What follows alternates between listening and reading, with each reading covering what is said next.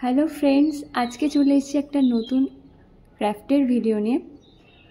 আমার চ্যানেলে সবাইকে স্বাগত জানাই। আজকে একটা পুরনো গ্লাসের জারকে আমি নতুনভাবে রিমেক করেছি এবং মানি প্ল্যান্ট রাখার কাজে ব্যবহার করছি। প্রথমেই দেখো একটা ভাঙা মতো জার ছিল, সেটাকে আমি ফার্স্টে সাদা অ্যাক্রিলিক কালার করে নিয়েছি, ফেব্রিক কালার করে নিচ্ছি। সেই সাদা কালারটা করার পর ওটা শুকিয়ে গেলে আমরা একটা অন্য 3D অ্যাক্রিলিক কালার দিয়ে বর্ডার আউটলাইন করে দিচ্ছি। 3D আউটলাইনার অ্যাক্রিলিক কালার পাওয়া যায় বাজারে, ওটা দিয়ে বর্ডার করছি। আমি পুরো কাজটাই একটা ফ্লাওয়ার মোটিভ মানে লোটাসের ওপর রেখেছি। তোমরা যা ইচ্ছা রাখতে পারো, আমার আসলে লোটাস খুব পছন্দের, তাই জন্য রাখলাম। তারপরে আমি কি করলাম না, আকাশি সাদা আর গ্রিনের উপরে একটি কালার দিয়ে পুরো কালারটা মিক্স আপ করে নিচ্ছি বটলের উপরে। দেখো খুব ভালোভাবে মিক্সিং করেছি। করার পর ফ্লাওয়ারগুলো কালার করছি। আমি একদম বেবি পিঙ্ক কালার ইউজ করেছি। বেবি পিঙ্ক কালারটা করার পর সবগুলোই কিন্তু আমি ফেব্রিক কালার করছি। তারপরে আমি রেডের উপর শেড দিচ্ছি ফুলে।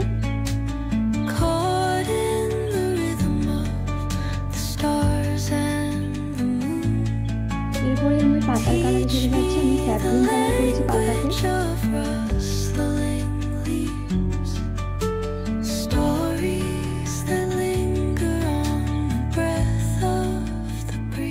পুরো পাতা আর যে কলকার মতো করা আছে ওগুলো সব স্যাপ্লিং কালার করে নিয়ে আমি ইয়েলো কালারের শেড দিয়েছি পাতাতে। তারপরে আমি হোয়াইট কালারের একটু শেড দিয়েছি যাতে আর একটু রিয়েলিস্টিক লাগে ফুলটা। প্রত্যেকটা পদ্মের পাতাতে আমি একটা হোয়াইট কালার শেড দিচ্ছি। দেখো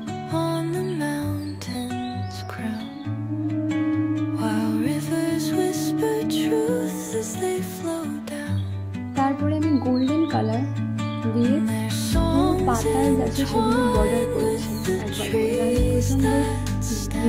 একটা ফিনিশ আসছে এবং খুব অ্যাস্থেটিক দেখতে লাগছিল। দেখো তোমরা। তারপরে আমি বটলের মুখটার উপরে দড়ি দিয়ে বটলটাকে জড়িয়ে নিয়েছি, তাতে দেখতে অনেকটা খুব সুন্দর লাগে এবং আঠা দিয়ে সেটাকে আমি লাগিয়ে নিলাম। এবং তারপরে আমি একটা ভার্নিশ ইউজ করেছি, কিন্তু সেটা আমি তোমাদের দেখাইনি। ভার্নিশ ইউজ করবে তোমরা, যে কোনো রকমের বাজারে কিনতে পাওয়া যায়। তারপরে আমি মানি প্ল্যান্ট রেখেছি। অবশ্যই জানিও কেমন লাগলো নতুন একটি ভিডিও, এবং আমার চ্যানেলে যদি ভালো লেগে থাকে তাহলে অবশ্যই সাবস্ক্রাইব